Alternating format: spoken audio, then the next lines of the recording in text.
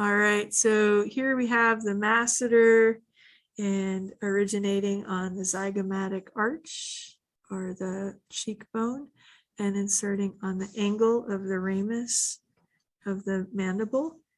And on this left diagram, we have the superficial belly removed and the deeper belly there.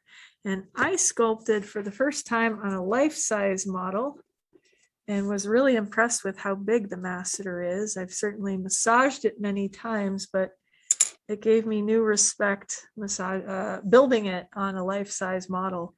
So it doesn't surprise me now that these can have the force of 150 pounds. So here we have going from our zygomatic arch origin and down to the mandible.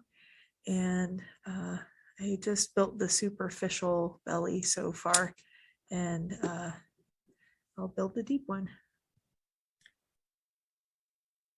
All right, and so I built the deep belly of masseter as well. If I peel away the purple superficial belly, there's the deep belly, and the deep belly is the one that you can palpate from the inside of the mouth. So I'll just show the inside view there.